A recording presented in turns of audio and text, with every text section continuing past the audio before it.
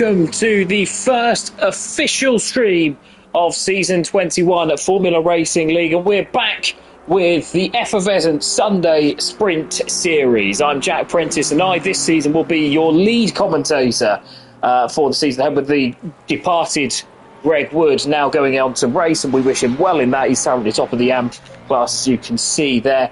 But it's a one-man band only, and that's not the only change that we have for Season 21 of 7 rounds starting here at Kyalami, just to the north of Johannesburg. So you'll remember, regular racers and regular viewers will remember the reverse grid that was a feature for 3 or 4 seasons, I think it was. That's gone, so you've still got your 20-minute sprint, but your grid positions are selected for both races. So you've got wherever you qualify for the 20-minute sprint is where you will also start for the 40-minute sprint. We're going to have a look now at Jared Vermeulen, who is one of the driver changes that I will mention it coming up as the series champion from last season. Whilst he is racing, as you can see here, he is doing so on a part-time basis and is in as a reserve. So you've got a couple of his old rivals, Demia van der Waal and Fabio Travaglioli. Easy for me to say, in the 2 Ferraris, just a quarter of a second off. They are both full-time in the Pro Class and will be, you would suspect, amongst the favourites to be duking it out for the Pro and indeed overall title coming up. You've got 2 drop scores one drop score as far as I'm aware now, in terms of you have 2 races that you will drop the score, but it will be only from your worst event. So you will have 6 scoring events for the championship, split 3 ways. You can see that the lighter shade, the silver shade and the red shade, that denotes what class you're in. So if you're in the lighter white shade, you are in the Pro class. If you're in the silver shade, as we can see, Richard Gearman and Renard Serfontaine at the top of that class, that is the silver, the intermediate tier, if you like. And if you've got the red band in your number, that means that you are in the AM class. So, like Greg Wood, Owen Harris, another former commentator here, and what a job those 2 did, by the way, whilst they were commentating to lay the foundations for what we've got here for the session and indeed for the season ahead. You've got then the 3rd place driver, Jaden Thacker, in the Ford Mondeo there. That's striking black and grey Ford Mondeo, kind of like the Craig Lowndes Ford from the V8 supercar era of yesteryear. So we're expecting possibly up to 40 drivers here, with Chris Getman and Miguel Silva, the latest 2 to be joining in what will be some action-packed and exciting racing. We've got what should be wet conditions the whole way through, which is quite rare around Kyalami, obviously with its location in the south, in South Africa, and that should be another thing for the drivers to keep hold of. This very hilly, undulating circuits. We see Vermeulen on what is effectively home territory, going through Neukoop, down the hill and through the mine shaft. And we're expecting the pole position time to be around about that 1 minute 48.2 second barometer if the weather continues as is. We go now into the final sector. You've got the notorious curb coming up, having you through Cheetah. That's going to catch the less experienced drivers out in the dry with the sleeping policeman curb that you've got there. Never mind the fact that the curbs are that much more slippery. And we'll take you through the official driver lineups for the Pro Class. And this won't include Jared Vermeulen, with Vermeulen obviously being a reserve driver. So do go with me whilst we get that loaded up. So we'll start with the Pro Class, which is Dan Crossman, who's the youngest driver. He's in the Ferrari Calibre 84 alongside Morgan Grace in the also in the Ferrari car number 40, and Adam Sharp, the 3rd driver in the McLaren. A dalliance with Honda did not bear fruit, so Adam Sharp going back to what he knows and will be a contender for sure. Wouter Heijmans is next in the Pro Class. He's a quick driver, not always delivering those results, but we think that he will be another one to certainly excite the fans there, as he does actually leave the pit lane just for a couple of minutes there. I suspect this will be an installation lap with Andrew Eden in the Lexus as ever. Next on the list, you've got Vaca Pospashil and Fabio Travaglioli next, with Othman El Fidawi, a reserve last season, who was pretty prolific in the steward's office, but has shown a great turn of pace not available tonight, it would appear, with Johnny Sharp and Maximilian Basler also drive Ferraris in the Pro Class. Josh Clayton has changed from the traditional Alfa Romeo, Aston Martin, sorry, that he's usually in, and the man from Leicestershire will be hoping to make a bit of a splash in the Ford Mustang, car number 5 there, with the black and green trim, looking to see if that bears through after a sustained period in the Aston Martin. Steve Desert has moved up from the silver class and into the Pro Class, so the Flying Dutchman there getting his first taste of pro top tier action, with Michael Imbrush-Tully, the Canadian, who's found life difficult in terms of results, if not pace, as we've always been one of the quicker drivers, but never been able to deliver on it. We've got a newcomer here in Demian van der Waal. I say a newcomer, he returns to the championship and indeed the league community, having been particularly prolific on Tuesday nights a couple of seasons ago. So we welcome him back, along with his father, Michel van der Waal, you can see in the McLaren in 20th position. So van der Waal Senior is in the silver class. Jeffrey Mullen has been added as a late, well, he's added as a reserve on here, but he does appear on the main list, so that shows me that's a developing story, I think it's fair to say, on opening night of the Simnet Sunday Super Sprint Series. We're going to go to the silver drivers now, and that's pretty much known as Admin Corner, with Gordon Brown and Luke Richings amongst those to be in the series, with Michel van der Waal, as we mentioned previously, also in the silver class. He's next ahead of Serafino Camino and Chris Getman, again to admins, with Alexander Kalugin making the step up to silver class, having impressed in the AM class for so long. So the Russian there looking to make a big splash in the rain at the Kyalami circuit. Renat Serfontaine, as we mentioned earlier, towards the top end of the silver class, not always been able to deliver on that pace that he's shown, but if he can put it together, the South African should be a danger for the coming series. Lee Colpitts is in the BMW M4. He is not visible as of yet, ahead of Marco Lino and Jordan Marchal, moving up from the AM class. The Frenchman, who has been very colourful in his time at Formula Racing League, and he's looking to see if he can push on, having moved up into the FRL community, moved up into the silver community. We've got an Irish driver now who is a newcomer, and we welcome Terry Tierney in the Aston Martin V8 Vantage. He has been showing fairly solid pace throughout. His quickest laps have not been set in the ideal conditions, which is why he finds himself in 28th, ahead of James O'Leary, the British driver in the McLaren, car number 87. Again, expecting to see good things from those two newcomers, and we welcome them to Formula Racing League. As I've said so many times before, a notoriously difficult championship to debut in. Maximilian Borneveg is another driver who's rejoined the series for this season. He, the solid German, is in the Lamborghini Huracan, car number 442, with Richard Gearman at the top of the silver standings so far in the Ferrari 296 going as well. So we've got then the AM driver, with Darren Mark Davies in the Ford Mustang, former commentator, with his fellow Welshman Darren Townsend in the pink number 9 McLaren as per. Dale Kelleher, who can't race because of injury tonight, goes in the Ferrari car number 89, with Vian Kruger looking to build an impressive rookie season in the McLaren. Michael Coppens goes out in the Ferrari car number 36. It's a very popular car this season, but Jack Barnett, who debuted last season in the championship, looking to see if he can build on what was a difficult, more of a learning curve, I think, for the Aston Martin. He's in the Ford Mustang this time around, car number 13, with Paul Trotman and Jamie Thacker also in the mix. Dreadlock Steve, who was a bit rostrum or hospital last season, returns in the Aston Martin V8 Vantage, car 666, ahead of Miguel Silva and Jeffrey DeVos.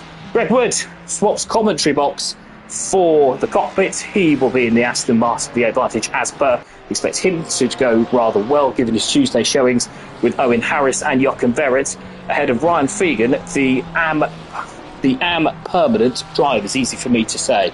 Now, you're seeing a lot of cars go out early in the session. Now, the qualifying rule is that drivers are allowed only one lap. So once you've started your lap, that's it. You're committed.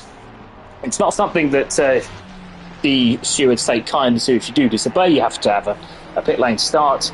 and the stewards are very hot on that. But with the rain coming, as you can see, 5 minutes until it starts to rain, drivers who are still in the pit lane need to get out there, because we've got drivers such as Darren Townsend, Jamie Thacker and Greg Wood all coming down the hill into the mine shaft to try and get a space. And if they start ahead, whilst they're going to be in different classes, the AM class, they are also fighting for an overall championship. So it would make great sense for all of those drivers. You see nearly 40 cars, half of them are still in the pit lane, and it would make some sense for those to be getting out, because what you don't want to be doing is, especially if you're a pro driver such as Sharon Vermeulen, who is right towards the end, the South African wily campaigner, as he usually is, getting himself a bit of space to deliver the lap. We're going to ride with Jared Vermeulen here in the Ferrari. It's the standard bearer, it must be said, over the past couple of Sunday seasons. Car number 1 in the green and black Ferrari. Now pulls the car over to the right hand side. Turn 1 doesn't really matter, but you're going into turn 2 at Crowthorne. Heavy braking.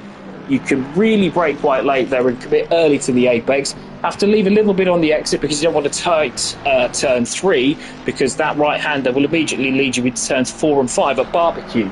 Onto the back straight before the sweeping right hander at the end of the first sector. That is Sunshine Bend. You have to get this spot on. You can't really afford to be too quick, because if you're a couple of miles an hour too quick, you're off onto the grass, and that compromises your entry for turn at number 7. Now, a fairly short, sharp burst before a downhill S's section, where you really have to keep the car hooked in on the first left-handed apex before then let the car run free up the hill and on to Neukoop, which is at the top of the hill where it flattens out, so it makes the braking zone a little bit more difficult. You can take a couple of different lines there. He chooses to miss the first apex and straight line it coming out of the second apex at turn number 11. Down the hill we go through mine shaft, and this looks a very quick lap time for Vermeulen. You can see he's catching up as they go into the final pass at Barbecue. Now turns right here. Again, exit is probably the order of the day, because you've got then a short, sharp straight to the short, sharp right-hander at Cheetah Curve. Now, have to make sure that you don't hit the inside curb too hard, because the policeman will put you in the gravel. Now into the final corner we go, and keep the car to the right-hand side with the short straight. And Jared Vermeulen, where's this going to be? Well, it's going to be pole by 1 minute 42.2. Jordan Marshall and Daniel Crossman are in a couple of seconds behind. Michel van der Waal is fourth at the moment. Second is silver with Jack Barnett, having a bit of a difficult qualifying session. He's 14 seconds off the pace. Michael Coppens, meanwhile, goes up into fourth position, and first in AM at the moment. Greg Wood has hit trouble on his lap, so he won't be setting a lap. Michael Brushtilly is another man to have hit problems, so he is out, and he is through into what is 10th position at the moment. Third in class at the moment. There's a bucket load of drivers still to complete their lap time.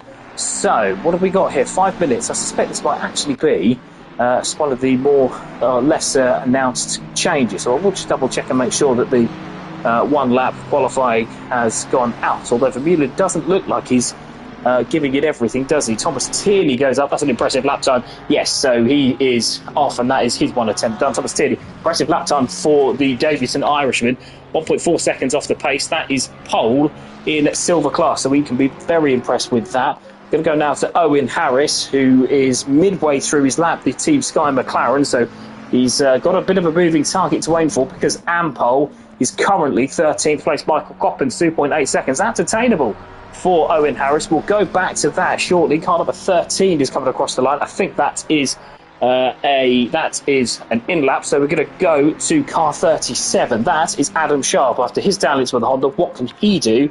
The Yorkshireman, who is currently 30th at the moment. Adam Sharp, is he beginning or is he ending the lap? I suspect that he's going to be beginning, because it's going to start raining very, very soon. Where does this go for Adam Sharp? It doesn't. It does go into fourth. He's behind Steve Desire in the Ferrari, but fourth place is a pretty solid effort with him ahead of Damien van der Waal. So he can certainly go racing there, the Yorkshireman, with Johnny Sharp up into 8th as well. So that's a good lap time here for the man newly in pro. Certainly got the pace to do that, so an impressive time. But from him, Jack Barnett meanwhile set a second lap time. I wonder if the stewards will look harshly upon that. Jetlock Steve now going into the first sector. We'll come back to him a little bit later on. Car 442 is Maximilian Borneveg as it starts to rain. Borneveg now down the mine shaft, going into the final corners, or the final section now. Keeps the car straight as he can. You don't really want that to be moving around too much under braking, but it's going to be difficult. He'll lose time in the final sector. Fidawi, meanwhile, up into 8th position in the Ferrari. Bit of a Ferrari fest, isn't it, in the top 10? 8 cars of the top 10 are Ferraris. Thomas Tierney and Adam Sharp very much the outliers here. Here is Borneveg across the line, the German.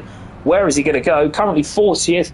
Where is this going to put him? It's going to put him 32nd. The rain really coming down. It's already turned the track greasy, so I suspect that is a lap time hamstrung, really, by what happened there. Fabio Travaglioni, meanwhile, has not set a lap time. That is a bit of a blow for the Italian, because he was among the favourites to win the championship. Runner-up a couple of seasons ago. Combative Italian, not known for his patience. So coming through the field might be very eventful there for Travaglioni. He's going to start from 39th, ahead of only Greg Wood. Greg Wood, who will also be disappointed with his lap time, or lack thereof of lap time, is going to start from 40th, and he will be happy to come through the field. A sensible head on Greg Wood's shoulders, certainly shown through his Taco Tuesday exploits, so we expect that he will be that he will be able to come through the field and perhaps challenge, not necessarily for the top end, because Owen Harris and Vian Kruger are a little bit further ahead, but certainly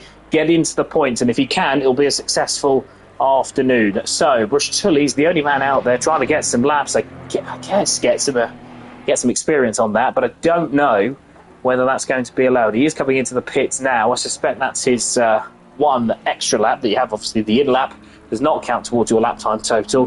Very tight pit entrance here, so it's very difficult for the driver, certainly on more of an endurance standpoint, to come in. Brush-Tully being 12th, I suspect that's because he set his lap time a little bit too late, because the Canadian has been showing a lot more pace than that. He's changed his car number for the season. He was car number 2, now car number 53, so hopefully that brings a little bit more luck, and I think that is everything. Obviously, with the weather not going to improve, so we do have a grid which we'll take you through a little bit later on as well before the race, with Jarrett Vermeulen on pole ahead of Daniel Crossman, with Sieb Desert into 3rd place. Gordon Brown, meanwhile, in the silver class, 4th in the Ferrari, car number 134. You expect that he will be able to make good on that, and the Scotsman, being one of the more sensible drivers out on circuit, won't go searching for trouble, so I suspect that he will do everything he can, keep a couple of cars but no more between him and Thomas Tierney in 9th. Adam Sharp is in 5th, 4th in the Pro class ahead of Damien van der Waal, with Wouter Heijmans in 7th ahead of Omar El Fidawi on row 4. Thomas Tierney is in 9th in the Aston Martin, the Irishman debuting in the championship, and that is a very good start to his Formula Racing League career, with Johnny Sharp in 10th ahead of Richard Gearman and Marcelin Brush-Tully. Andrew Eden in the Lexus is in 13th, not the car for the conditions or indeed the circuit, but he will go racing from there. That car obviously very, very quick in the straight line, ahead of Bafla Posh-Vajil back in the Porsche once more. Been a difficult season last season for Posh-Vajil, but you would expect that the Czech driver, very experienced and on his day, a very handy driver in the Pro class, will be able to come through there, with Owen Harris at 15th, which is pole position for the AM class. An excellent drive from Harris, who's since he stopped and stepped away from the commentary scene 2 or 3 seasons ago, has given it, whenever he's been over the race, has been very impressive in that class, so I expect more of the same there. Michel van der Waal, obviously Van der Waal senior, the secondary Van der Waal, but the much older Van der Waal is 16th ahead of Renard Serfontein and Marcel Basler. Basler, who has been very impressive with his pace, not able to put it together on this occasion. Alexander Kalugin will start row 10 ahead of Vian Kruger, who's the second AM driver. Jordan Marshall and Chris Getman will share row number 11 with Liam Richings and Michael Coppens on row 12. Lee Colpitts is in 25th. He goes alongside James O'Leary, and the silver driver last season. Colpitts could consider himself a bit unfortunate not to win the championship. He was right in it until the final round, until problems at Spa, not of his own making, it must be said, caught up with him. Jeffrey DeFast and Jamie Thacker were on row 14 in the AM class. Josh Clayton in a bit of an out of position, 29th in Pro. He will be hoping to move forward, and he can. He's certainly quick enough to. He's starting alongside Miguel Silva with Darren Townsend and Maximilian Borneveg on row 16, ahead of Barcolino and Ryan Fegan. Fegan, who's been on a pretty sharp upward curve since a few appearances in the off-season events, and he will be hoping to move forward from there. Jack Barnett and Darren Mark Davis making an all-forward row 18 with Dreadlock Steve and Paul Trotman on row 19 as the amps start to fit out towards the back of the grid. Fabio Travaglioni and Greg Wood, as we mentioned earlier, not setting a time and will be going right from the bat. We're just waiting now for ACC to load itself up and Assetto Corsa to do our Assetto Corsa things and get us back to the start for race number 1, the 20-minute sprint series. We'll be back in just a couple of minutes.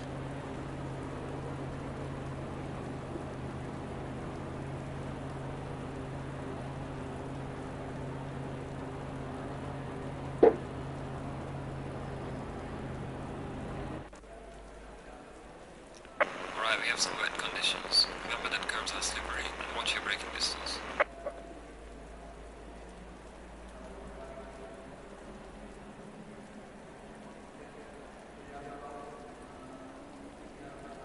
And no sooner do I say that the drivers are going to be needing to wait a little bit while, or a little longer, as the Formula Racing League Simnet Super Sprint Sunday series kicks off, as the traditional Assetto Corsa delays from qualifying to race rear up, that they make a complete mug of me and get me back to the start of the race. 2.5 minutes there for the drivers to have a little bit of a think. The track is wet, but it is light rain, so you're not going to want your tyre pressures to be too high. But you can see it starts to intensify in 5 minutes' time, but then gets slightly lighter in 15 minutes. So it's going to be fairly inconsistent. What you don't want is the tyres to be too hot, because if they're too hot, your car will move around and it becomes a never-ending story.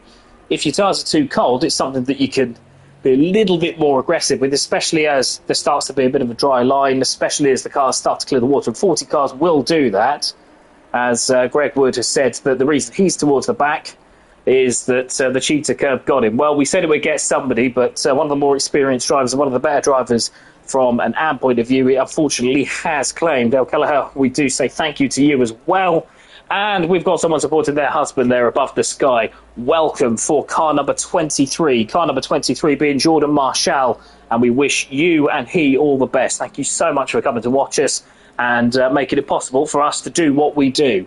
Just a bit of time for me to include something else that helps us do what we do, and that is our Patreon server. It's £3.60 a month, about $4 a month, which is about half a Big Mac. You know, it's less really than a cheeseburger at McDonald's. So you pay that a month.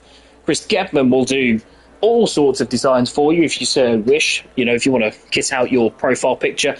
But more importantly, you do help with the running of the league and the ability to put on all of these amazing championships for Taco Tuesday, for Simnet Super Sprint Sundays, and indeed the Thursday night commentary that we've got new for this season. So if you do all of that, it pays for that and it makes sure that the league keeps turning. So that is our Patreon server, and admin will reach out to you if you leave a comment on the YouTube video to see how you can get involved with that. Somebody will reach out to you and we will make sure that if you want to contribute, you can. We've got 45 seconds now before the start of the first race, round number 1 of not just of the season, and indeed the first of our official commentaries for 2026. A couple of excellent commentaries I recommend that you take a look at as well from the off-season stuff, including the new Dornington and the GT2, GT4 mix from Bathurst, if you want to check those out a little bit later on. But first, we've got the main event now, so drivers have to start hitting drive and have to make sure that they are where they need to be, and the strategy is what they needed to be. Jaron Vermeulen leading from Daniel Crossman and Steve Desire, with Gordon Brown in 4th, the silver interloper ahead of Adam Sharp and Demian van der Waal.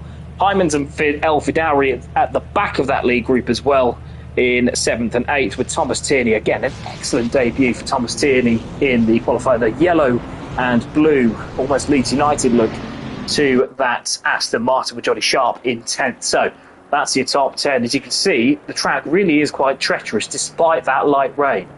So Jaron Vermeulen there, he's very much the safety car, as well as what has often been the standard bearer. Billy goes to the right-hand side, give himself as much space as he possibly can, leading from Crossman. And we're now waiting for everybody to get round, waiting to get to the start-finish line. And we will be underway very shortly. We're underway now. Jared Vermeulen gets a good start. Can Crossman get a better start? No, he's going to go around the outside. Vermeulen's got the legs on him at the moment.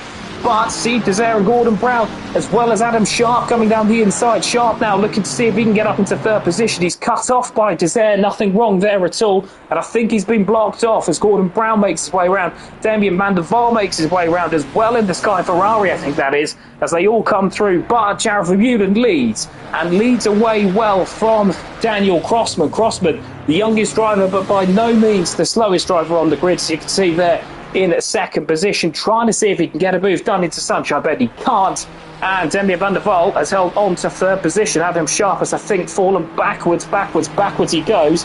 He is towards seventh. I think he's hit or been hit by Steve Desire. We'll certainly see how that works out a little bit later on. Damien van der Waal, meanwhile, in third, ahead of Gordon Brown in the Sky Ferrari, who has retained fourth, but he's lost his buffer because Thomas Tierney, while 3 seconds back, is in fifth position, second in silver class, with Omar El Fadawi in sixth, and Andrew Eden up from 13th into seventh. They go into Nui Coupe. The Lexus driver has had an amazing start. He's ahead of Johnny Sharp, who's himself gained a couple of positions. Marcel Basler up from 18th on the grid in Pro. He is up into 9th position with Bacla Poshbajul following him behind. And Renat Serfontaine in 11th on the podium in the AM class, as I think the two AM drivers have come together. So Vin Kruger's come through, but Owen Harris is in strife, and he's in strife at the S's. That car going no further. What was an excellent pole lap from the AM class has been rather sent to the glue factory, I'm afraid, because Owen Harris has dropped all the way to the back. There's a couple of cars who ported to pits as well. Car 104, that's Liam Richings, who has also hit problems there. Jeffrey DeFass is another man to be in trouble with Josh Clayton towards the back of the grid. He's also got problems as well. Look at that front end all bent in and bunched up. Not what you want to see with Ryan Fegan as well, having to come in and make to the pits. Is he? No, not quite. He's going to stay out, but go back to the lead with Omar El Fadawi, the lead group, is in sixth position. Is he able to get past Thomas Tierney? He has, but Tierney still in second in silver as El Fadawi, who was out of position really in third, has made his way through. Johnny Sharp is up into seventh. Andrew Eden in the Lexus has been shuffled back to eighth, hasn't he, with Marcel Basler in ninth ahead of Akbar Poshbajul. Johnny Sharp in seventh, now trying to see if he can take on the top six. Obviously fifth in the Pro class, you can tell, as we discussed earlier on, by the lighting or the shade of his number. So if it's the lighter shade, it's in Pro.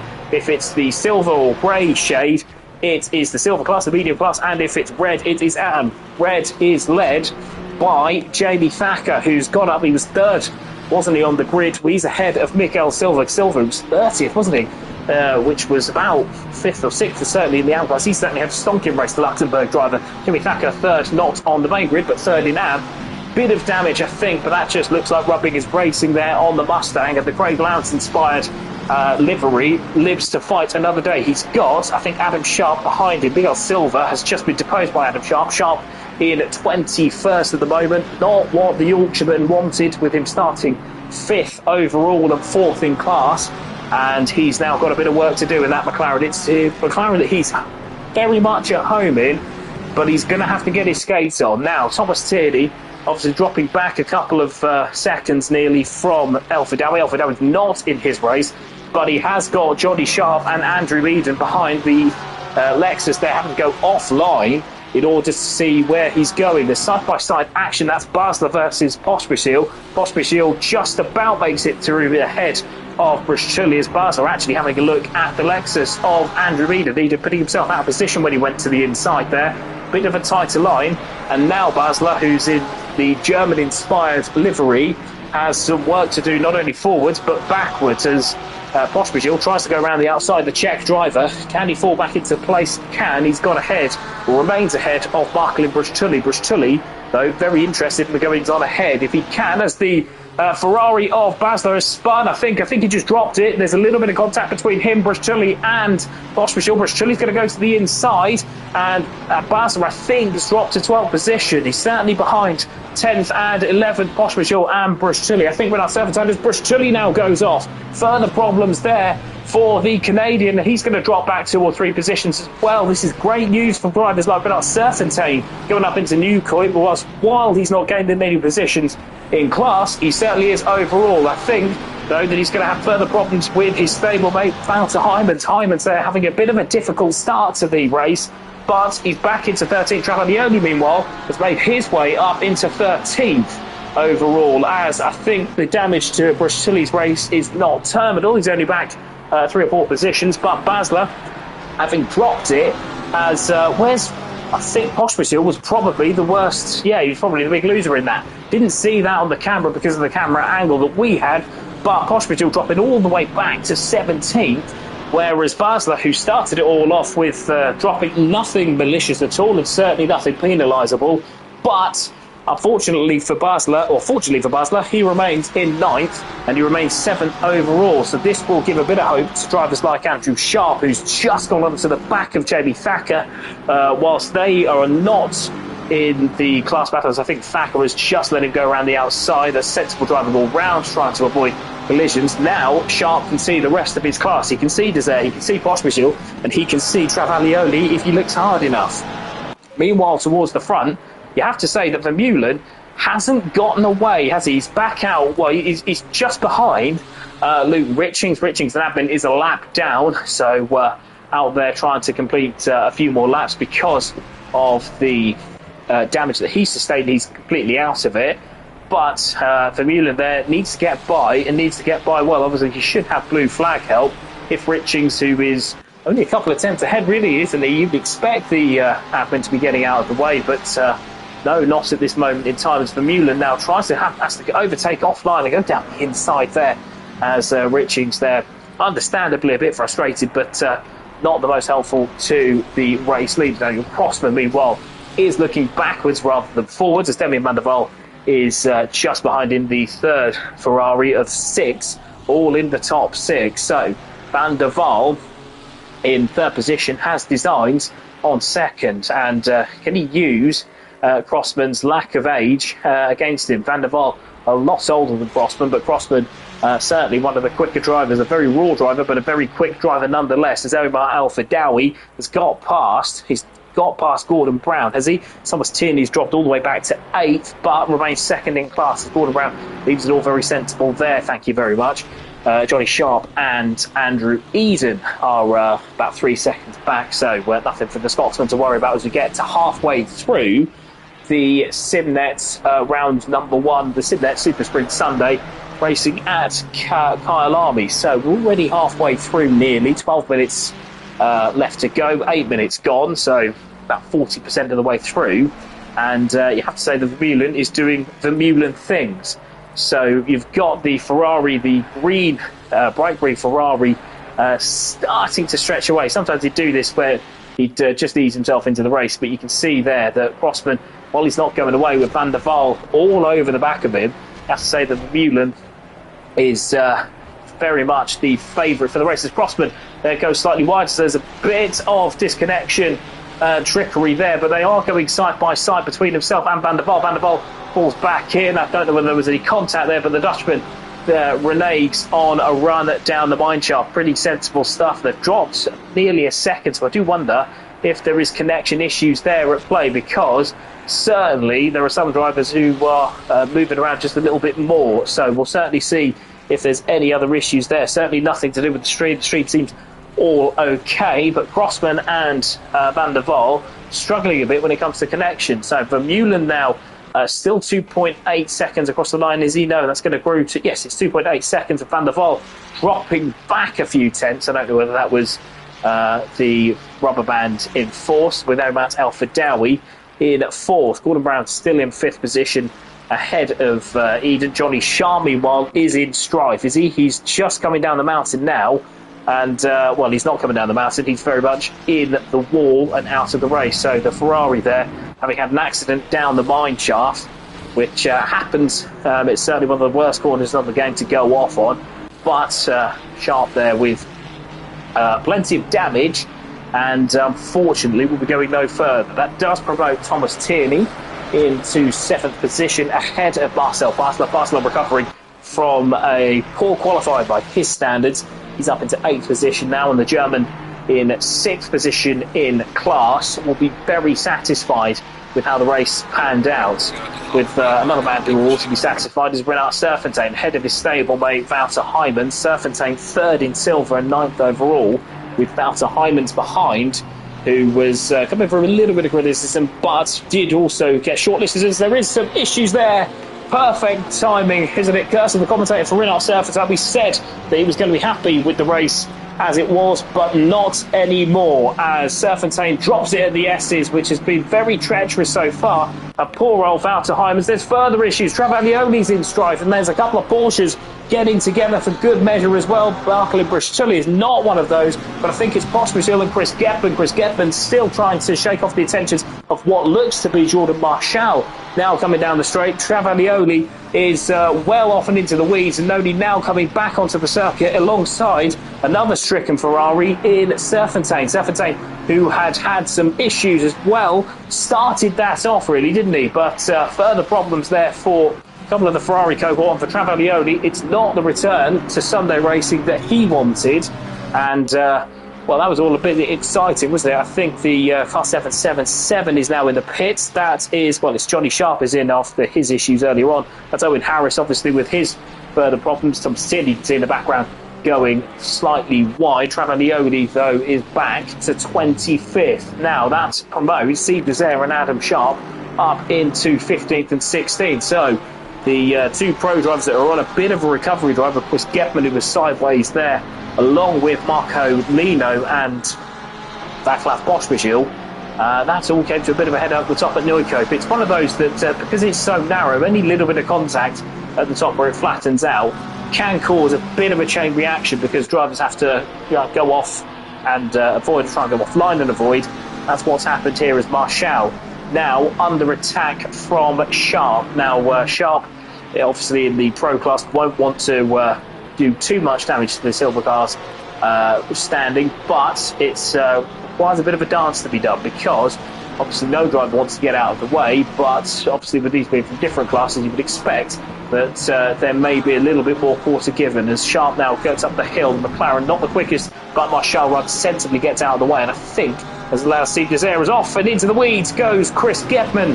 Chris Getman there handing a position of 13th to that's Adam Sharp, but also more importantly, Jordan Marshall has got past the Flying Scotsman, so Chris Getman there off at the top of the hill and back to 15th now, as Marshall has taken what was what he was hoping to take about a lap ago. He's certainly been able to take that now, as Chris Getman is back to what will be 16th and 17th behind Desire and Kalugin. Kalugin looking to have a go at this, but that is a disaster for the Flying Scotsman, and what was 4th position in silver is now possibly, well, it's certainly 6th, and it might be 7th if Kalugin gets his way. So Alexander Kalugin 17th, only a 10th behind the Porsche. It's not quick down the straight. Russian's going to line him up and send a rocket down the inside, and he should get the move done if he's not too late on the brakes. Getman tries to cut across to make it as tight as possible. There's contact, I think. Nothing doing there. I think that's two drivers meeting in the middle, but Kalugin takes 16th and takes 6th overall. So Getman was 4th, now 7th in silver, drops to 17th. So Steve Desire is the next man up for Alexander Kalugin, but the man that he'll be looking at most of all is Jordan Marshall. Now Adam Sharp has got Marco Lino to get after, and if he does get Lino, then you've got 3 Porsches ahead. That's Bristolli, Pospisil and Heijmans, all of whom have got either some damage or have had some rather eventful races at the moment. So Wolf not lost for the Yorkshireman, but out front, Jared van Meulen has started to stretch that gap, hasn't he? He's got 6 minutes to go. We'd say that's probably about 4 laps with the way that the clock is, and he has got 4 seconds on Daniel Crossman, who's certainly not looking forwards, he's looking backwards.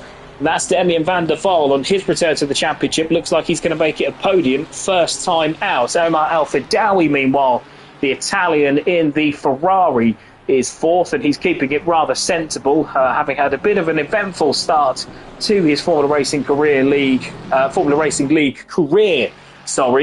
He's had a bit of eventful start last season as a reserve. He's certainly toned it down a bit, and that is to his credit. Gordon Brown, meanwhile, not mentioning much recently, but fifth position means, at the moment, class win. He's got Andrew Eden behind. Eden has nothing to gain by going too silly against Gordon Brown, and he's one of the more sensible drivers on the grid, Andrew Eden, so you would expect that he won't be going bumper car racing, and it is, so far has been, an excellent debut from Thomas Tierney. Thomas Tierney in 7th position overall in the silver class.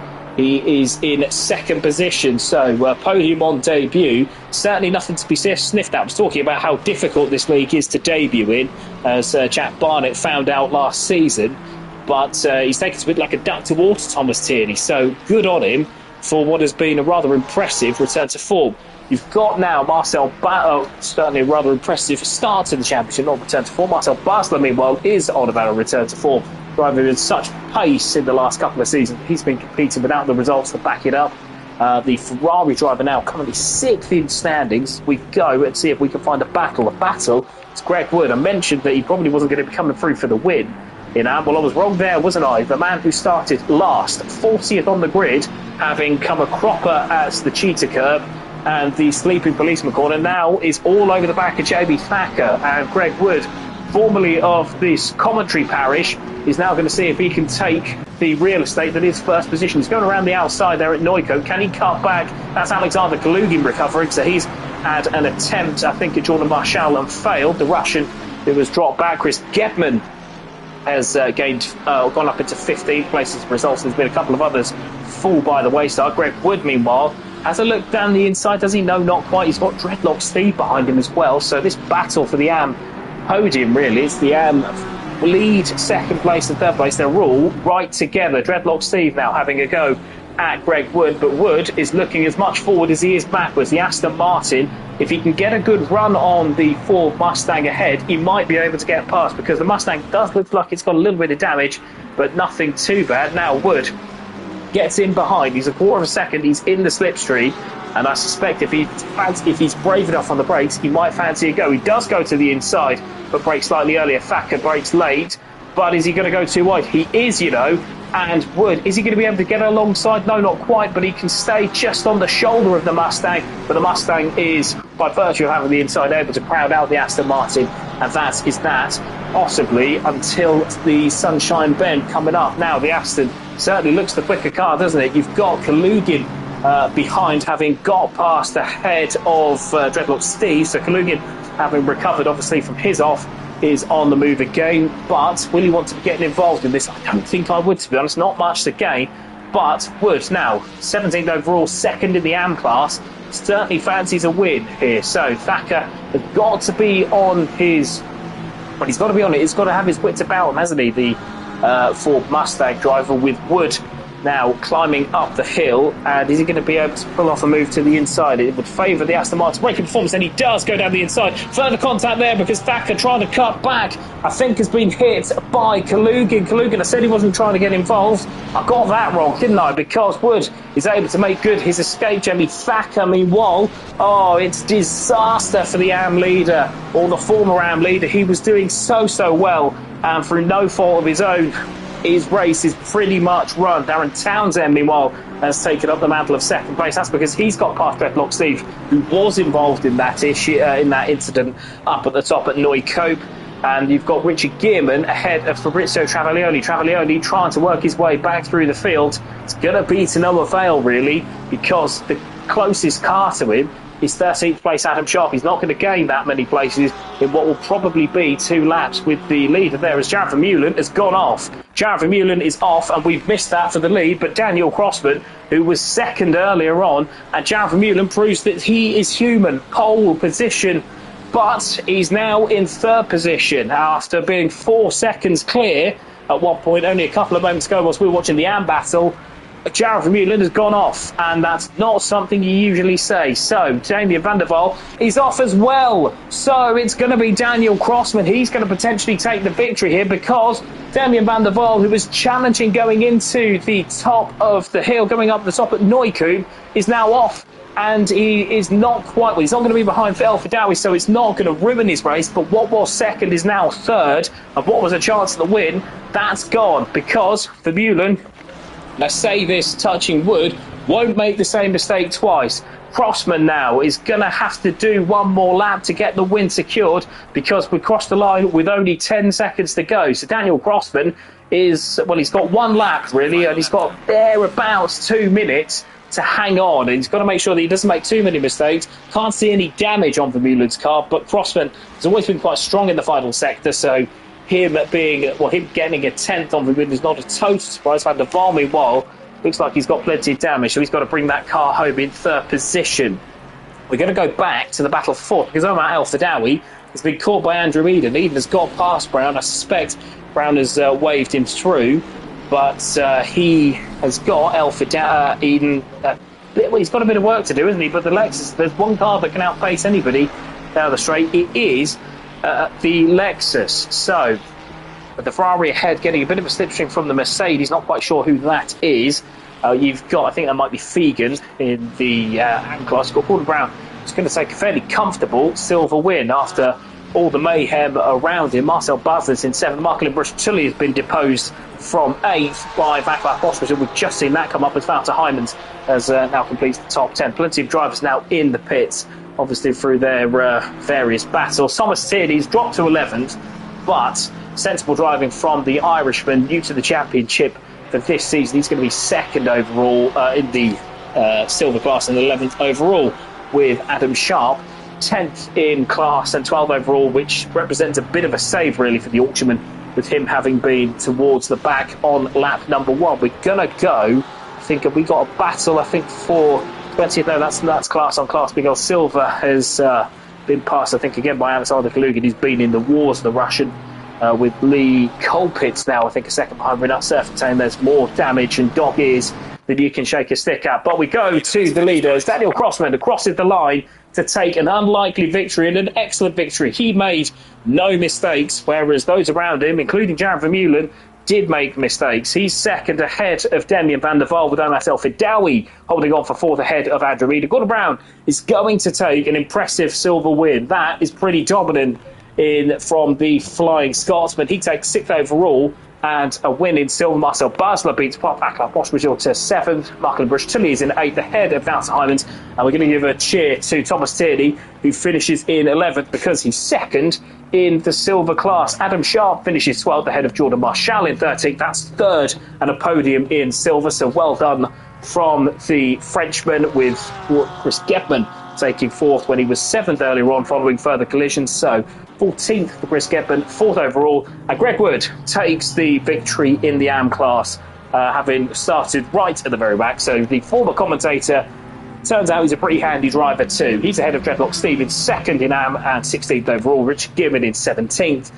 The Dutchman, it not quite going as he would have hoped. Darren Townsend is in 8th. He dropped back behind Dreadlock Steve in 18th. He's 3rd in the AM class, with Fabio Travaglioli in 19th ahead of Alexander Kalugin in 20th. Miguel Silva was 21st to finish 4th in the AM class ahead of Jack Barnett in the Mustang for this season. He was 5th in the AM class, and he was 22nd overall ahead of Michael Coppens in 23rd, with Renat Serfontaine in 24th ahead of Vian Kruger in 25th. Lee Colpitts had a difficult start of race in 26th ahead of Josh Clayton in 27th, with Ryan Fegan in 28th. Maximilian Borneveg, it was a bit of a difficult qualifying session for him, and it's proven that way in the race. He will be 29th. I know it says 28th, that's all that's left, with Jeffrey DeFars back in the hutch in 30th ahead of James O'Leary, the debutant, proving what I did say about it being a difficult championship to debut in. He finishes in 30th in silver, with Steve Desert in 32nd. Now, that is Michel van der Waal in 33rd ahead of Jamie Thacker. Jamie Thacker, so unlucky, he was leading, and whilst the move on him seemed fair enough from Greg Wood, the problems later on as he goes to 34th now, after all of that, the problems later on were not caused by Jamie Thacker, with Marco Lino a little bit further back behind Paul Trotman. Liam Richings, Johnny Sharp, Owen Harris, who was leading earlier on, and Darren Mark Davies are also lapped. I will be back with you very, very shortly indeed.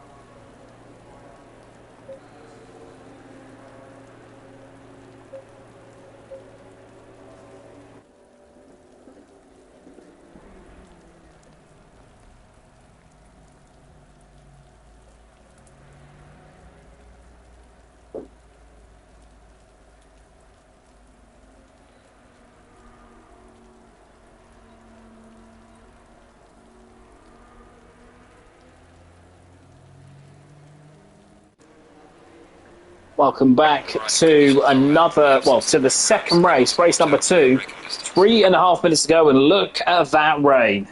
You thought it was wet in race number 1. That is nothing compared to the conditions that we've got for race number 2. And it's going to be 40 minutes of flat-out racing.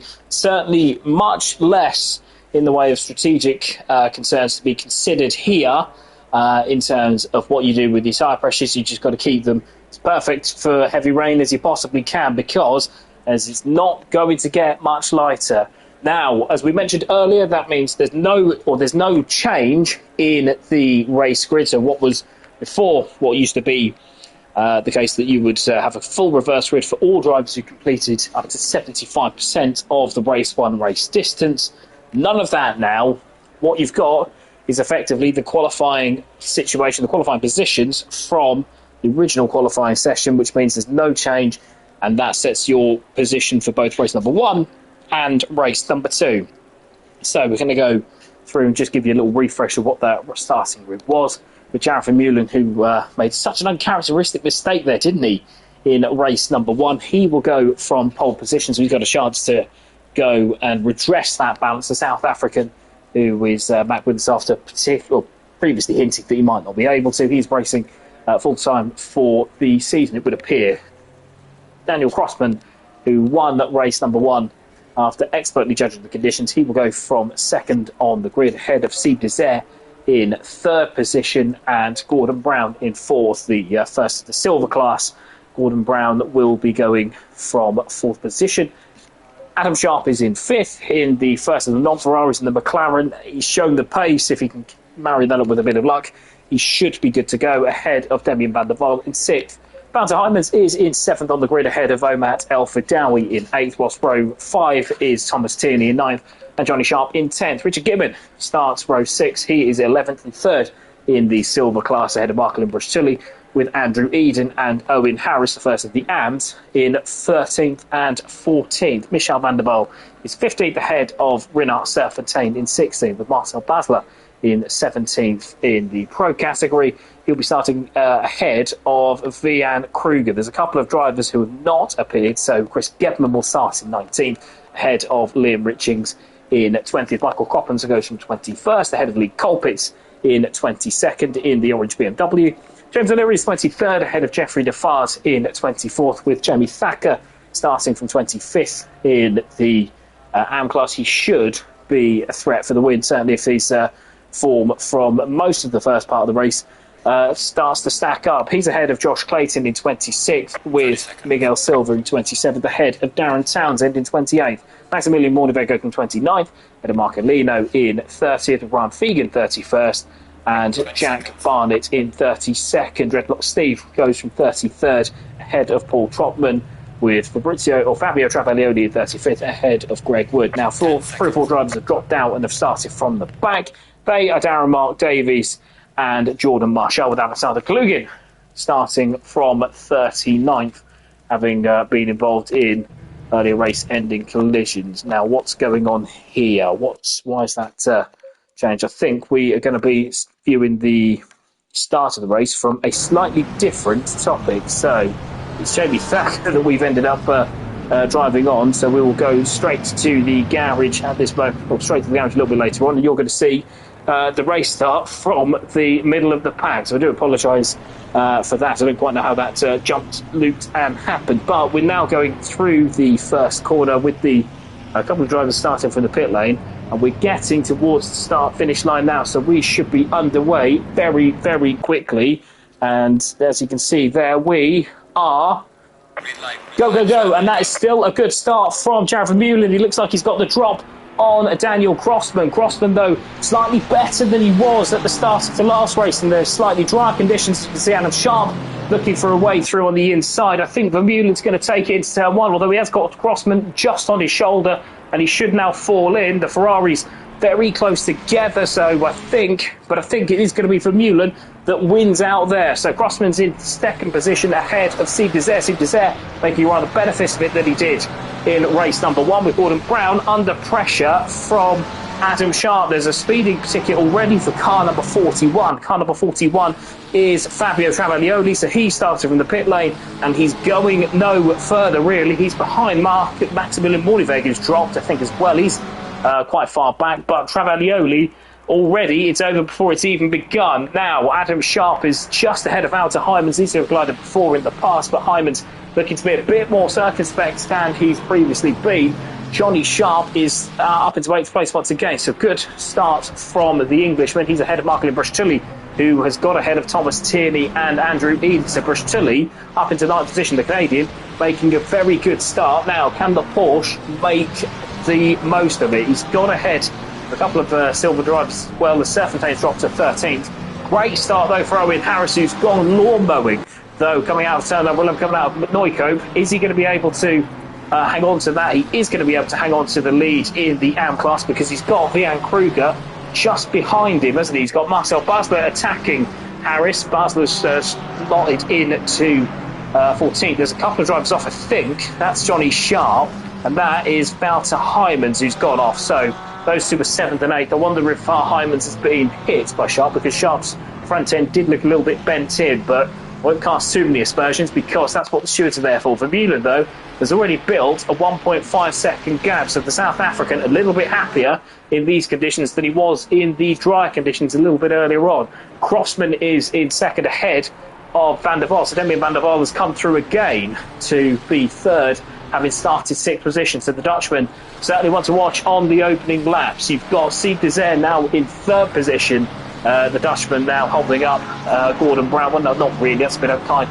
He's just ahead of Gordon Brown. And Adam Sharp now having a look at the inside going into the Sunshine Bend. I say Sunshine Bend is a bit of an ironic name, isn't it, really, at this moment in time, at Sunset Bend, because certainly not much in the way of sunlight. Now, you've got Bushtilly's up into 7th, ahead of Thomas Tinder. That's obviously where the other drivers sorted themselves out. That's Johnny Sharp in 13th, and Wouter Heinz in 16th, with Renard Serfontein in 3rd in class overall, and hoping to build on pace, if not result, because having gone off at the S's when well placed, Serfontein, he will be hoping he can make good on the obvious place within that Ferrari. It's Adam Eden in 10th, ahead of Owen Harris. Harris is in 11th, but he's leading the AM class, which is the most important. Darren Townsend is in 15th. He's 2nd in the AM class, and he's just behind Michel van der Waal.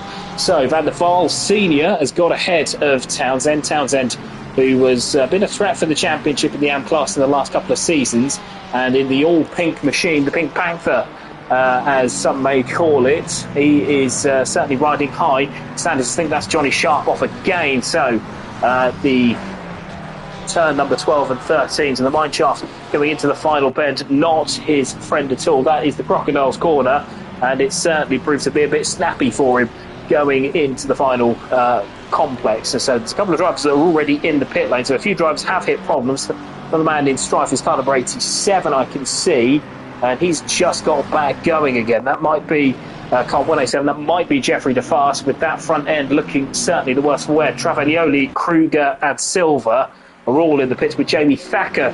Oh, it's a disaster, isn't it? What was looking so promising for Jamie Thacker has turned into a bit of a nightmare. Vaclav Pospisil and Travaglioli are in the pits as well as Paul Trotman. So only 33 drivers that are circulating on anything close to the lead lap.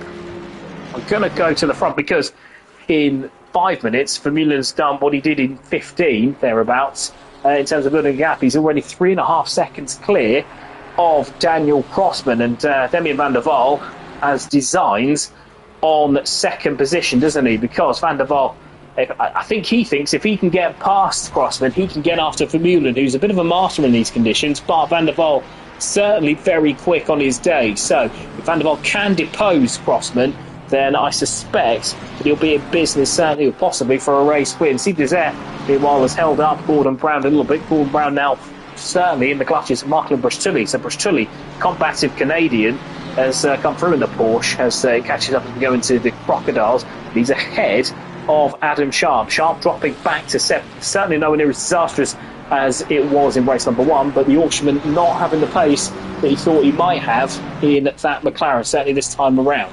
So Bruchtully now lining up Brown down the inside of the final corner, not able to make it stick, but the Porsche has got such good traction. Is he going to be able to get past the Ferrari? The Ferrari did go offline. That's Gordon Brown slightly offline, and he could be vulnerable to an attack from Bruchtully. Bruchtully having trimmed the wing possibly off that Porsche to get a bit more straight line speed. Down the inside we go, and I think Brown is going to let him go because obviously they're not in the same race, although he's going to let him go past the corner. Now they're going to go 3 wide because Bruchtully has outbraked himself, and he's going to pay for that, certainly losing out to Brown. But is he going to lose out to Adam Sharp? No, he managed to shut the door on the Englishman in the McLaren, but that's also going to cause problems with Thomas Tierney. Thomas Tierney having a good start to the race, having already gotten 2nd place in race number 1, and Bruchtully now goes slightly, but no, that's Tierney going slightly wide, isn't it? So Sharp has to settle for 7th at this moment in time, but Bruchtully there having a bit of a run at Brown, but not able to make it stick, and certainly a bit of a dress rehearsal. I suspect that Bruchtully, given how quick that Porsche has been in the race so far, might be looking to, as I think Vermeulen's gone off again. He has. Yes, he has. And Daniel Crossman again. So Vermeulen, 2 races, 2 mistakes. That's rare as hen's teeth, isn't it? With Vermeulen going off and into the weeds, and certainly now back behind not only Daniel Crossman, but he's behind Van der Waal. Now, Van der Waal did make a mistake in race number 2, but Dutchman's got to lock in because he's got a potential win on his hands. He's been quicker than Daniel Crossman, and Vermeulen now won't take kindly to seeing cars in front of him. It's a bit of an unusual sensation for him so far, unless he's in a reverse grid race. But when he's starting pole, normally that's it, beginning, middle and end. Unfortunately, the middle for Jared Vermeulen has hit problems. He's got Sieb Desert, though, back behind at 2 seconds, so he can afford to just settle in. With it being half an hour left in what is a pretty awful conditions, I suspect that Vermeulen will be certainly still having a say for the race win. Meanwhile, Michael Bruschilli going again on Gordon Brown. No, not quite. He's only 6 tenths of a second behind us. Brown does go wide, so Brown does what Bruschilli did. Now, is Bruschilli going to be able to make the move? No, Brown does just about hold on. Keeps the car very nicely settled. He's done that rather well, Gordon Brown. And the experienced Scotsman who was dropped to the silver tier. Some might say that he's perhaps a pro-level driver, but silver is where he is, and silver is where he's dominating at the moment. He's got Bruschilli behind him. The combative Canadian has so far raced pretty cleanly, apart from obviously sending it down the inside, but no contact there, so no issues. Bruschilli now in 6th overall, but he needs to get the move done because you can see that the gap between Desert and Brown is growing, and the gap between Vermeulen and Desert is growing. So Bruschilli, who's quick enough to be in the top 4, needs to get his skates off. He's got behind Tierney and Serpentine. Thomas Tierney's gone off. So Tierney has gone off behind. He was threatening to do that through Sunset Bend a few times, wasn't he? And he's gone off and he's dropped, I would estimate, to about 14th to 15th, third in class. That's Renard Serpentine, who is in 8th position and now 2nd in silver. Owen Harris, meanwhile, making up for what was an awful first race results-wise. He is leading the AM class still, and he's got a bit of time between when he's got Basler 1.5 seconds behind. Marcel Basler just goes slightly wide there, going into the Crocodile corner, but he's got about 5 seconds between himself and Darren Townsend. And in the AM category, as supposed sometimes quicker drivers come through, that is pretty good currency. Hyman's, meanwhile, is all over the back of Darren Townsend, having had a bit of a contact with Johnny Sharp on the opening lap, I think. And I could be wrong on that, so please, if I am, do correct me. But Hyman's, having had a few issues there in the same vicinity as Johnny Sharp earlier on in the race, dropping out of the top 10, is now on the comeback trail. But Townsend, who plays the long game a little bit more nowadays, is he going to be... He's not going to be waving him through, is he? That's Thomas Tierney behind him. Double T in the Aston Martin on debut. Still 3rd in silver, but he's dropped to 13th. He's ahead of Chris Gebman, who was 4th in silver last time in a roundabout way, it must be said. But he's now in 15th, ahead of Omar El Fidawi. El Fidawi, who's quick, but has been prone to the odd mishap, and so it's proved again in 16th. So going to go back and see if we can find a battle. I think the battle at the moment is between that Clayton ahead. Yeah, Clayton's got about a second, hasn't he, on Andrew Reid, so nothing doing there. But Jordan Marshall is in he's in 23rd overall behind Michel van der Waal, but he is 5th, 6th, 7th, 8th in class. They've all got past, I think it's Greg Wood, who's had to come through the back again. Greg Wood in 4th in the AM class. We'll see how that develops, because the Aston Martin, certainly piloted by the former commentator, has been in fine fettle when he's not been invalidating laps. As you can see there, the damage on Josh Clayton's Ford, it's been a pretty torrid time for Clayton, certainly this event, with the damage that befell him earlier on in race number 1. And as we can see now, I think someone else has dropped back. In fact, Hyman's dropped to that, because Marco Lino is a drop back. I know, unless somebody's disconnected, you've got Demian van der Waal. So Daniel Crossman's gone off and has been relieved of the lead. Demian van der Waal is now the leader. So I wonder if Crossman has been reeled in by van der Waal, who's opened the door for Jared Vermeulen. Vermeulen is in 2nd. So we're trying to see. I think it's Bruschilli. Barclay Bruschilli has disappeared, because he was battling Gordon Brown for 5th. He is now completely off the radar. So we'll see if the Canadian doesn't appear to be in the session. So I suggest that he's either left or disconnected. But Marclin Bruschilli is out. And what was a promising race, certainly from his point of view, has gone rather to the wall. Because now you've got Owen Harris, who's just behind Marcel Basler. So Harris in 9th, leading the AM class, has got Darren Townsend behind, who's also got Wouter Hyman's behind him. It's going to be difficult for the AM drivers to stay in the top 10, with Hyman's certainly a very quick peddler on his day. But what they have got is a big old gap over Dreadlock Steve in third in the AM class. Steve is 18th on the road, and that looks to me to be about 6 or 7 seconds between them. So certainly it's all coming up Townsend and Harris, as Townsend now has to deal with Hyman's. Hyman's going to the inside, is he? No, not able to make a move there. Townsend's got a little bit too much pace over Hyman's on this lap around. Hyman's kicks the back end out, does he? Certainly he has a little bit of a crisscross moment in that Ferrari, which seems very difficult to do. But Townsend certainly keeping him at arm's length. Marcel Basler, meanwhile, 7 seconds off the top. Well, I say the top group. It's not really the top group, is it? It's more like the second group, held up by Brown, who's doing rather well under the circumstances. But he has dropped back behind both Adam Sharp and Renard Serfontein. So the Scotsman has hit problems in the final sector. Could be Crocodiles, could be Cheetah Curve. But Gordon Brown, who was looking to make it 2 wins out of 2, unfortunately for him now, is in second place, and he's staring at the back of Renard Serfontein. Serfontein now has to keep it sensible, not always traditionally attributed to him, as he's very much a race here and now type of driver, which is great for us commentators, but he's now got the chance to close out the victory, as we see that I think there was a lag spike that did for Johnny Sharp earlier on in the race. I wonder if that's what's caused his demise here tonight in the second race. It's Gordon Brown now. It's all over Serfontein like a cheap suit. So Brown certainly has the pace going into turn number 7, but not the position. Unfortunately, Serfontein, as far as the Scotsman is concerned, is not budging at this moment in time. What it has done is opened up the door for Adam Sharp, who's 8 seconds now behind Steve Desire, to try and get after the Dutchman. I don't think he's going to get on the podium because Van der Waal and Vermeulen, and we're going to have a look at the lead battle because it's starting to get interesting.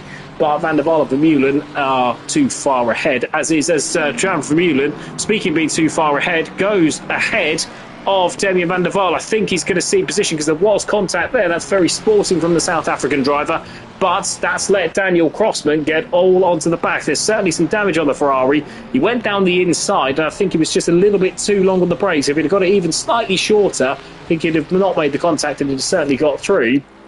But very fair driving from the South African. That's what we like to see in Formula Racing League, as Van der Waal now has a positively balmy 0.7 of a second over the South African, with Daniel Crossman now way back in play. Steve Desire has ceded 4/10 to Adam Sharp, meanwhile, so we'll look at that battle a little bit later on as the battle for 4th hots up. Meanwhile, Darren Townsend still keeping Wouter Heijmans at bay in the top 10, which is good in terms of his overall, but even better because it means that the car in front is the car that's leading the class.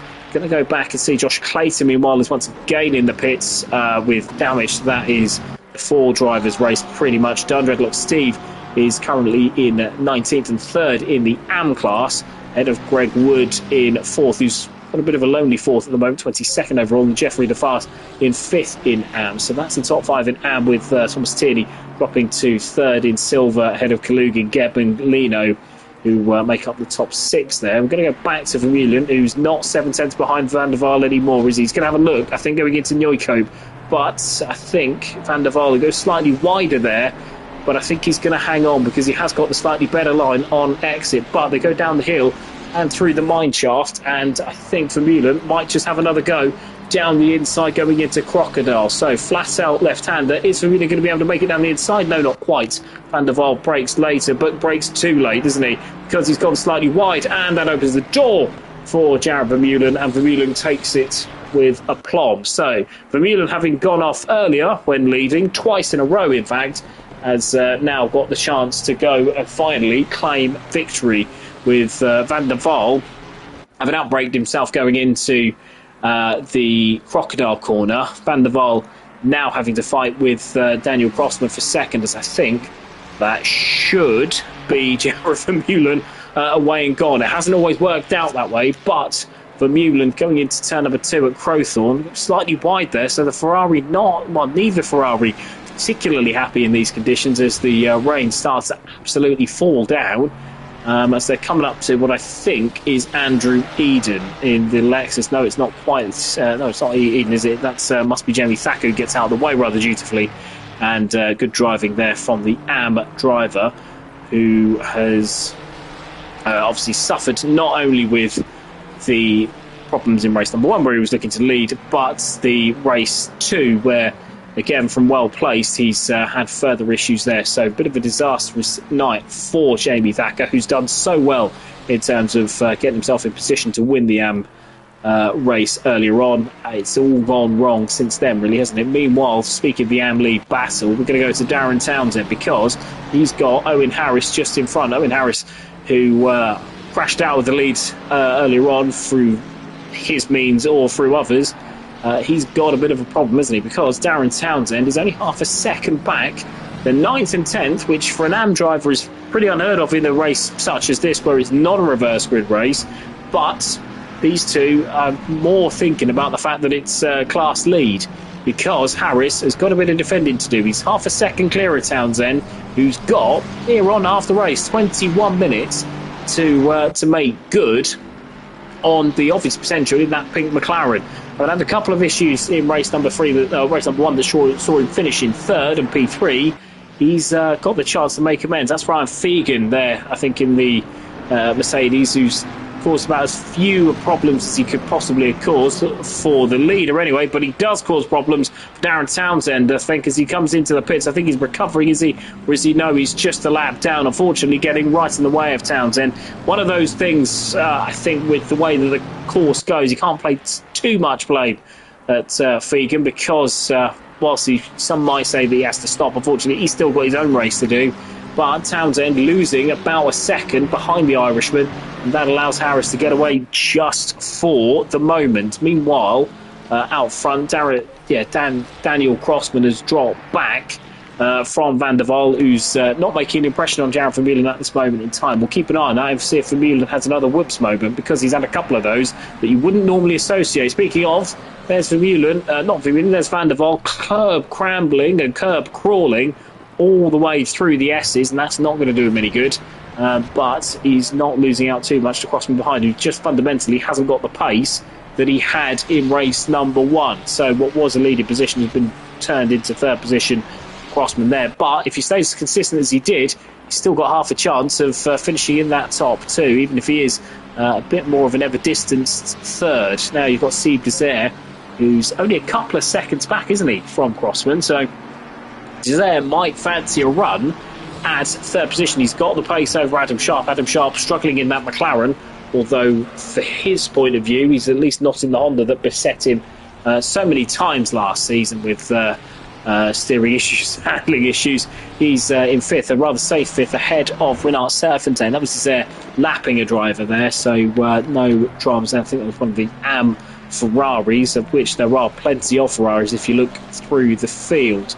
You've got now Darren Townsend is caught right up back to Owen Harris. Harris has not shown the pace that he showed for elements of race number 1, and if Townsend's careful about this, he's got plenty of time to get this move done. He's got Wouter Heijmans and Johnny Sharp behind, and he's kept them at arm's length for most of the race. But Townsend now looking forwards rather than backwards in the slipstream, with the McLaren not the fastest in a straight line. He's going to have a look down the inside. Does he? No, not quite.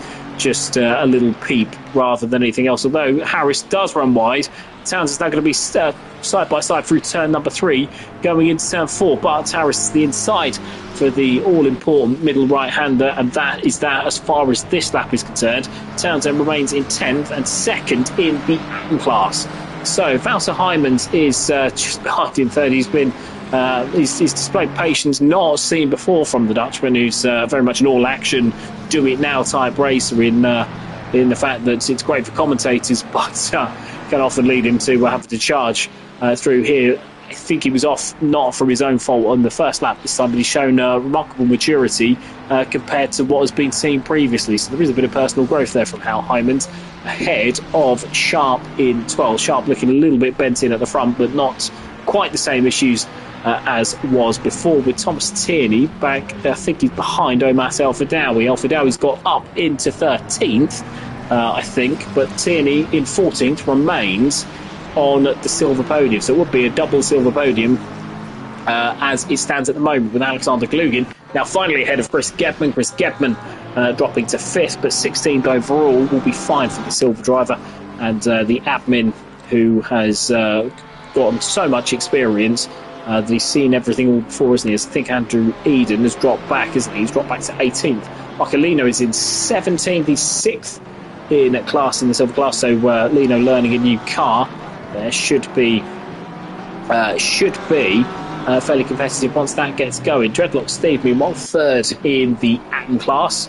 In the Aston Martin, and started to come under he's actually extended the gap over Jordan Marshall 7th in silver, so was showing steady improvement from last season. The Frenchman, he's in 20th, so ahead of where he was previously with Michel van der Waal Senior. So whilst his son is battling for the lead, I say battling for the lead, he's now 2 seconds off the pace, so you think he's probably dropped back and is going to settle for second at the moment.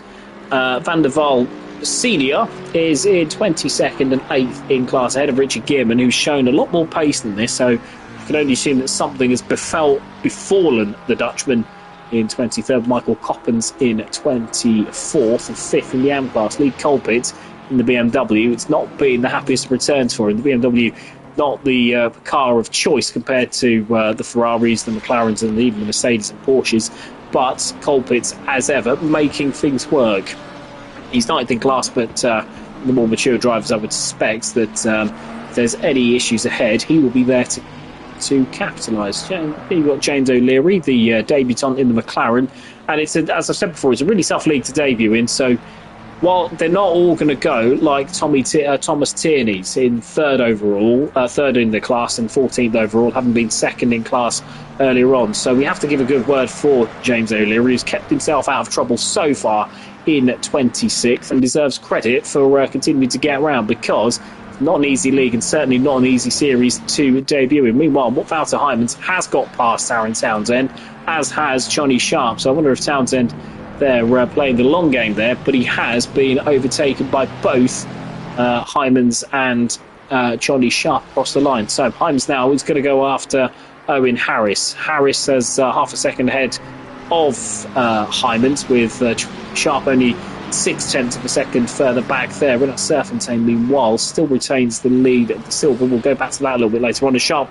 goes wide there, that's Elfrid Dowie through, ahead of Johnny Sharp. So Johnny Sharp going a little bit long on the brakes once again in that Ferrari, and Omas Elfrid Dowie passes him, and as he stayed, he had been in front, so it's remarkable from Sharp to recover there. Mind you, he did have the inside, but it looked for all the world as if both he and Townsend were ahead of Sharp. That's Tierney going around the outside. He's made friends with the outside curb there a little too often for his liking in the second round, with Kalugin now, who went bowling a bit, didn't he, at the top of the hill in the first race. He just kicked the tail out then. Russian sending a bit of a rocket and causing all that chaos in the first round, but kicking the back end out just a little bit there, and remains in 4th in silver. It's been a quick return. He certainly looks a lot quicker than the last time he was in silver. So Kalugin there showing a bit of development in the silver class. And now we'll be hoping to round that off with a podium. Now, Serfontein was 0.2 of a second clear of Brown, but Brown looks like he's dropped back a second, isn't he? 1.2 seconds away, with them following Adam Sharp, who's not been as quick as perhaps we all thought he would be, certainly in the second race. So the Yorkshireman there in a solid 5th position. I think it will have to be a solid 5th position, because he's not been able to make an impact on Steve Desert. Mind you, Steve Desert is in the car of choice, isn't he? Look at that, 7 Ferraris in the top 8. And I think that's going to be a sign of things to come, with further Ferraris in 10th, 11th and 13th. It's only 3 non-Ferraris within that top 13. It's certainly a bit of a worry if you're not one of those. And even then, they're 3 McLarens. So you have to go back to Thomas Tierney for something that's not a Ferrari or a McLaren. So let's go and have a look, see if we can pick up Wouter Heijmans on his battle with Owen Harris. Harris isn't going to play too hard, I wouldn't have thought, because obviously this isn't class related, and we'll talk about the class related again. For those of you who weren't around earlier on, or those of you who are new, your class is determined by the shade that shade of the blocked out bit in the background of your number. So if you're Jared Vermeulen or Damien van der Waal, yours is like a light white silver. that means that you're in pro, you're in the top tier, and you're sitting at the table of the big boys. As we're going to have to pause this commentary because Wouter Heijmans has got a run on Owen Harris, and that's candy from a baby. He's gone into 9th position. Won't worry Harris too much, but Harris getting a little bit out of shape at the S's, and he drops to 10th, and the Dutchman goes up into 9th. A mature drive to recover from earlier problems, and he is now 9th, although now we're going to look to Johnny Sharp, who's going to try and make the move into the Crocodile Bend. That's what claimed his race earlier on, but nothing doing there for Johnny Sharp in car number 69 in the Ferrari, and it's handy for Harris to have him there, because if he's got Sharp there, he's got a bit of a barrier to not only Darren Townsend, but Omat El Fidawi. So Townsend is the main focus for Harris, in that he's second in the AM class, but El Fidawi, who can be he can certainly be a combative driver, and his reputation preceded him with the stewards last season, but he has so far calmed it down just a little bit. So if El Fidawi can keep that going, then I think we've got a quick driver in there. We've got a good race driver in there, but he's having a little attack on Darren Townsend, but not able to make the moves. They'll go line astern through the first corner. That's Tierney in the background with Kalugin, who've both gotten away from Chris Getman in 16th in the Porsche.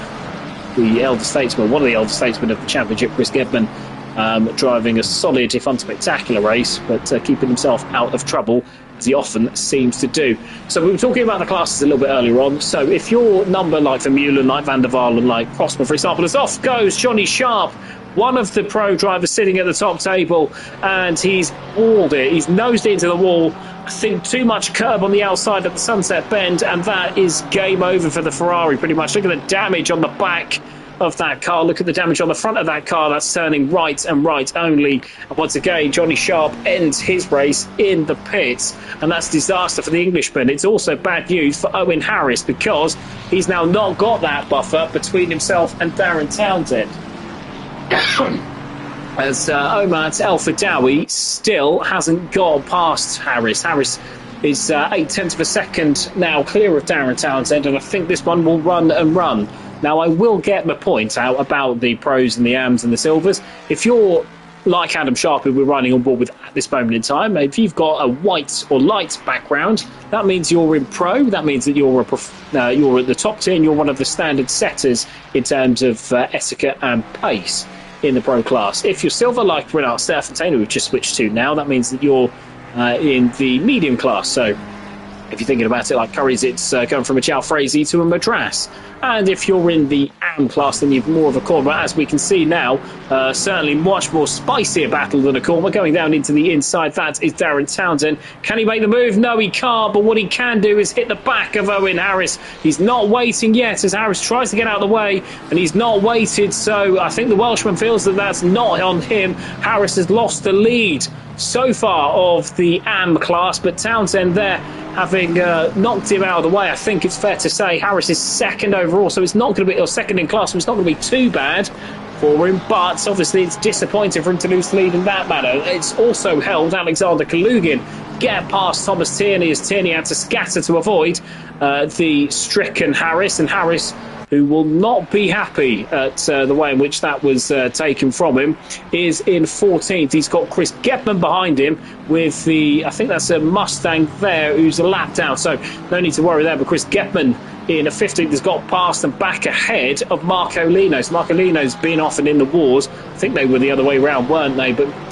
Chris Getman now up into 5th in the championship. As I can see there's a Ferrari. Is that Omat El Fidawi? I think that's El Fidawi who's recovering from a spin. Yes, it is. So El Fidawi, the Italian, has dropped back as well. So it's cost him nothing in terms of class position. He was already behind Wouter Heijmans, but he drops to 13th, 14th, 15th. And that is horrendous news for Omat El Fidawi, who's had a pretty difficult start to his full-time Formula Racing League career. And the Italian there in all sorts of trouble, back in 15th. Wouter Heijmans, meanwhile, wondering what all the fuss is about, and there's Darren Townsend having, he's having taken the lead. He's now got to get away from Kalugin and Tierney, because Harris He's only 5 seconds behind, and he'll need, I suspect, to put a bit more distance between himself and Harris in order for that not to rear its head with the stewards. Now, Kalugin is in third on his return, or his promotion to the silver class, with Thomas Tierney in fourth after second earlier on. That will represent a rather excellent start to his Formula Racing League career. And I can't emphasise this enough. It is a really difficult league in which to debut in, and he's handled it very, very well indeed. So the Irishman, certainly one to watch for the future, and certainly a shout for the driver of the day from the silver class. We go to the lead battle now, and it's not a battle as Vermeulen appears to have gone back to the Jared Vermeulen matrix. He's 5.5 seconds clear of Demian van der Waal. Van der Waal himself having put a bit of distance between himself and Crossman, although Steve Desire is only 4 seconds behind Daniel Crossman. So Crossman has got a bit to think about. I wonder if it might be tyre pressure related, because he certainly had the pace, didn't he, in race number one, but it was just a little bit drier. But Crossman struggling a bit, it has to be said, in the heavier wets, and he was leading early, and mostly by default, for the fact that a couple of others have gone off. Now, we don't know if there's any damage or anything else afflicting that Ferrari, but the pace isn't there compared to earlier in the race. Now, Vermeulen, obviously, the bit of a difficult yardstick to really measure yourself up against, isn't it? But Jared Vermeulen, obviously, mostly Mr. Reliable. He obviously has been prone to a couple of mistakes today, but he's got 5 seconds on Van der Waal. Van der Waal himself having been a fairly quick peddler in the past and showing that again. But Crossman there will wonder quite where that pace has gone, but he'll be pleased if it stays like this for the first and a third on his return to the Sunday Championship. Steve Desire, meanwhile, handling his promotion up to the Pro class very, very well indeed. He was quick earlier on, and in fourth position, he's left Adam Sharp, who's one of the more established Pro drivers in the shade. We'll see if there's any damage from Adam Sharp or not, because he's normally a little bit quicker than this. I don't know whether it might be setup related. He was struggling a little bit with understeer earlier on in practice, he reported, so I wonder if it might be a carry on from that. He's got Brynard Serfontein and Gordon Brown behind. Brown, who's another shout for the silver driver of the day with the first and the second so far. He is another one that's fallen by the wayside just a little bit as the rain has fallen. We've got 5 minutes to go, would you believe? It's gone very, very quickly, which with not many battles, I think I can just see Andrew Eden having a go on Marco Lynn. It's time for me to talk to you a little bit more about the sponsor. So we said it's Simnet. They are the lead really for anything sort of sim rig related, so whether that's boots, whether that's gloves, whether that's anything to do with steering wheel or sim. As off goes Owen Harris. We'll come back to the sponsor chat just a little bit later on. He's gone off and into the wall. Don't think it's going to cost him any positions in the AM class, but a rather disappointing end has gone just a little bit more disappointing for the Englishman, who will feel that he deserved to win the class. He's now behind what I think is Jordan Marshall. He's got a bit of time between himself and Dreadlock Steve. That looks to me to be about 6 seconds, 5 seconds it is. So he should still take second, but hopes of regaining that lead in the AM class from Darren Townsend, unfortunately, have been extinguished in the rain in Kyalami. Now Dreadlock Steve having a go again as Greg Wood, who's probably the outright, has more trouble ahead. That's Owen Harris again, off and round. That's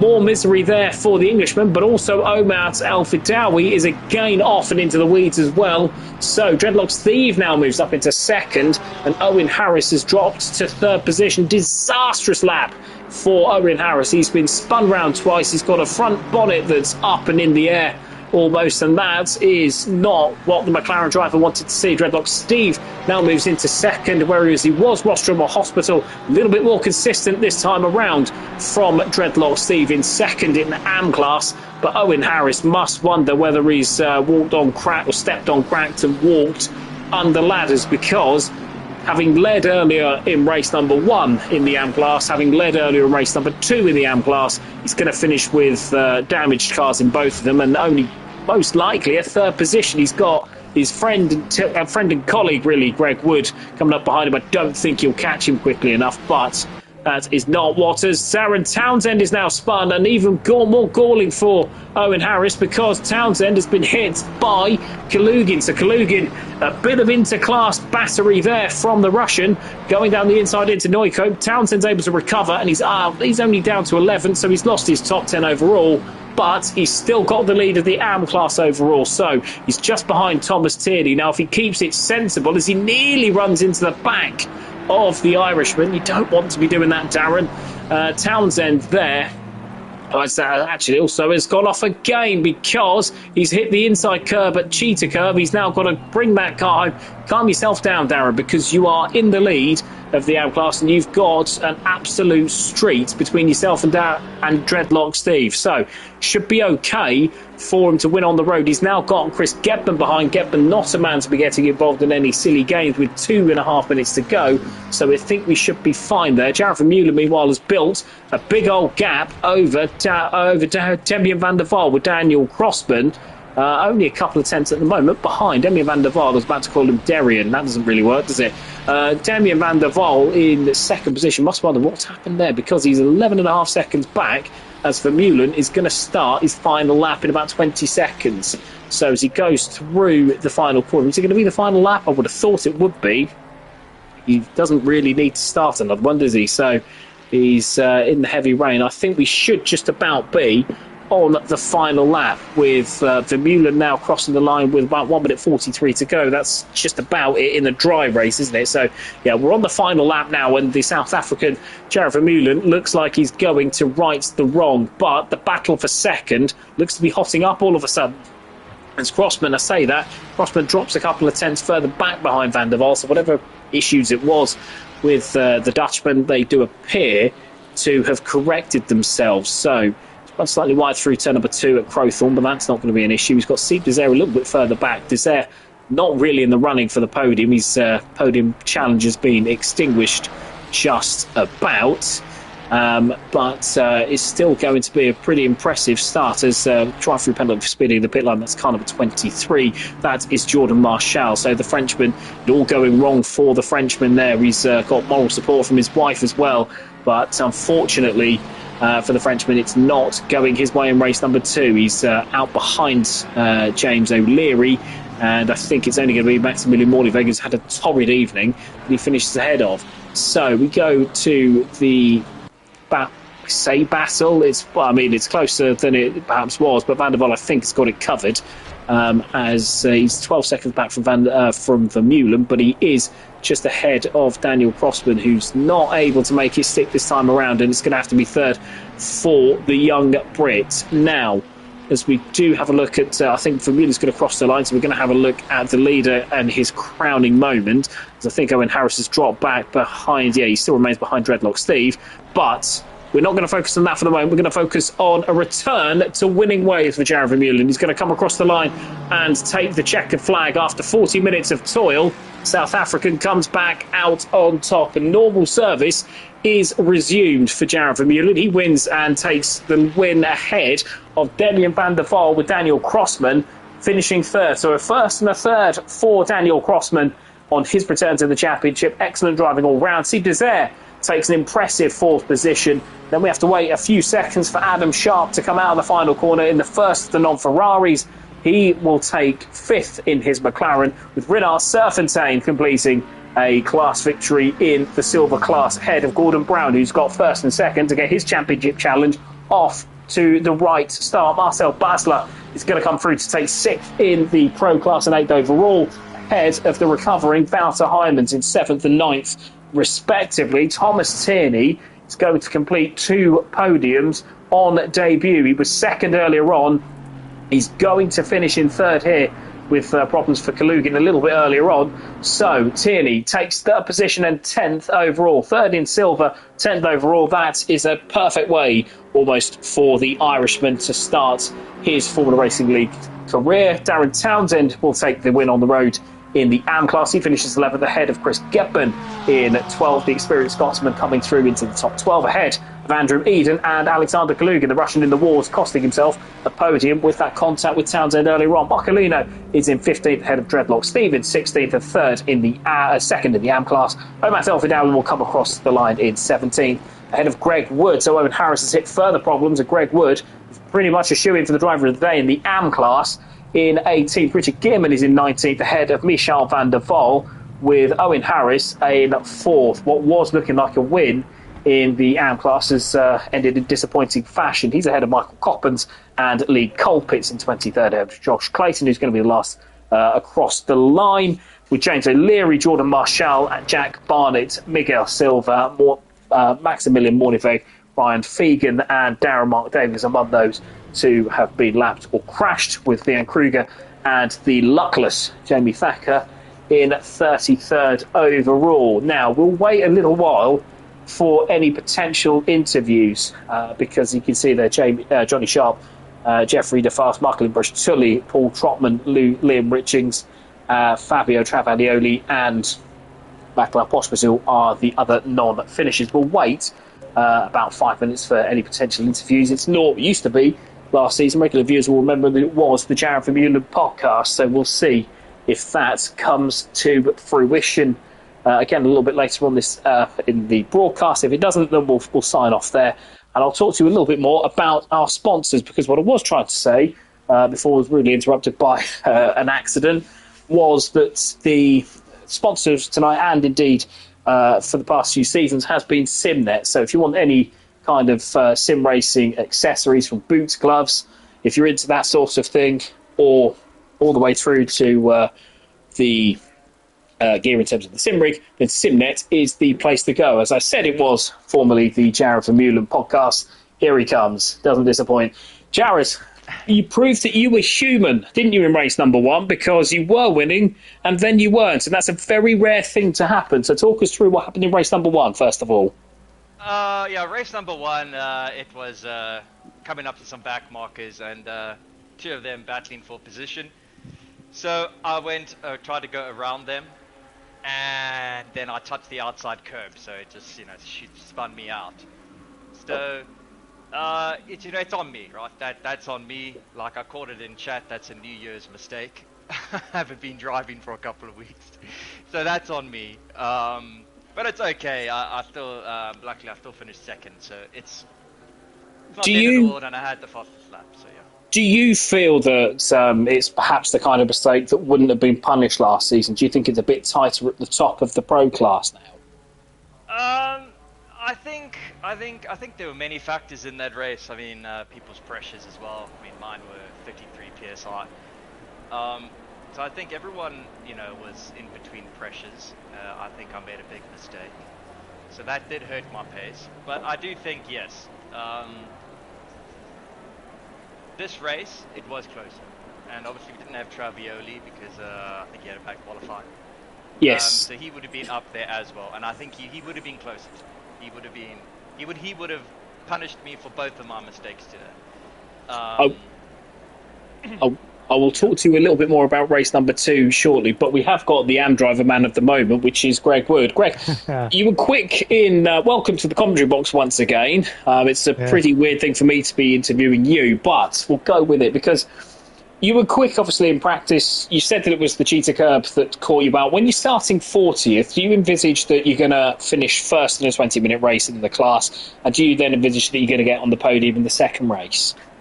Well, I take the advantages I can from starting last. Obviously, you avoid a lot of the initial twos and fro's of the opening lap, and I did for the most part.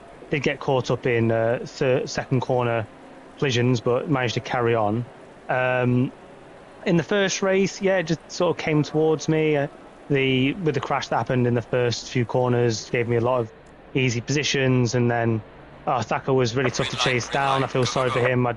I have looked on my replay. I'm not going to reveal it on here because I imagine it's going to go to the stewards, but from what I can tell, I don't believe I'm at fault for that. So I think I will get to hold on to that one. But he was tricky. His conditions were tricky, and the changeable weather in the first one, I think, helped me a little bit at the beginning, and then my tyres really started overheating towards the end. So it was important when I did to get that overtake done, albeit the expense of Thacker in the end.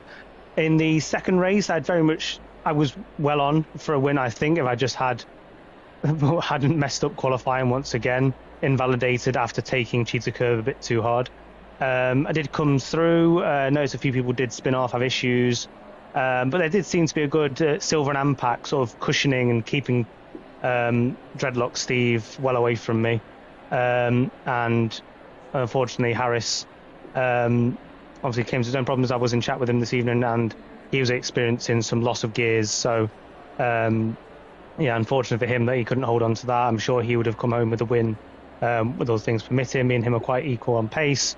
But obviously we've had changeable fortunes this evening.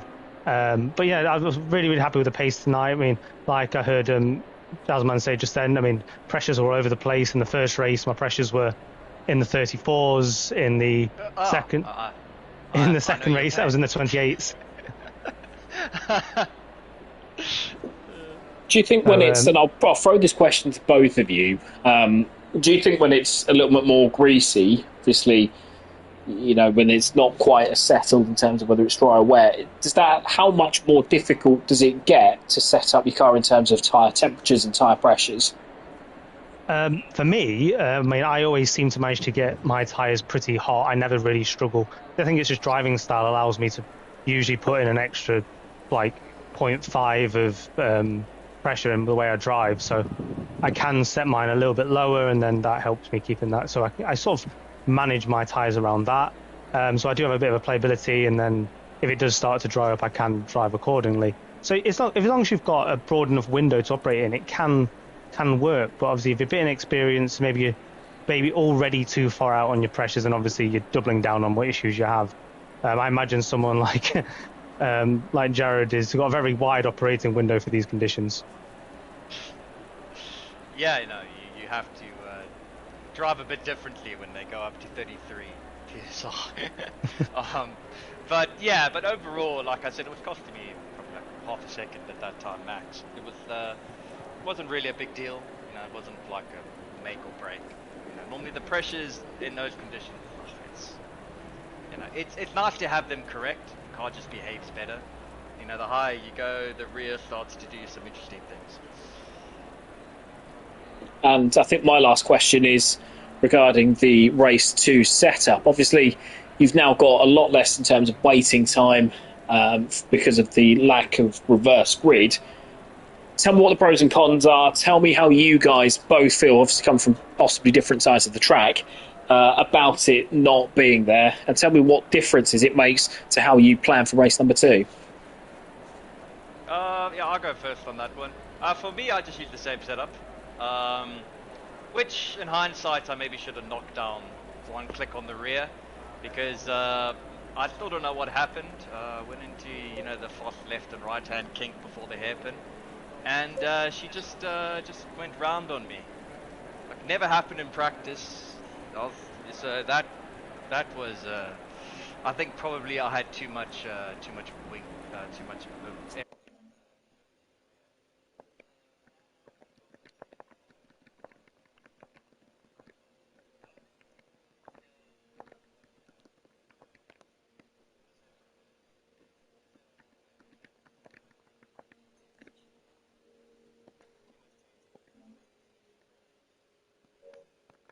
Same. And for me, obviously, this is my first race, Super Sprint Sunday. I've never actually got to experience the reverse grid as a driver. But from what I've seen over the years and commentating with you, Jack, and with Owen as well, is obviously both provide opportunities. And I very much would have liked a shot at actually showing what pace I did have in a bit more clean air, not having to come through the slower cars in the pack, respectfully. And yeah, just sort of drive only falling back to as fast or as slow as I was, because there definitely was a few drivers tonight I knew I was faster than, but the conditions were just way too tricky. I think I'm going to find myself in the steward's room a little bit this evening, but I think a lot of it can be chopped up to difficulty of conditions. I think a few crossing lines, people losing their nose and maybe wandering over the track where they didn't mean to. But this is racing. The stewards all look it over and hopefully all comes to the correct conclusion.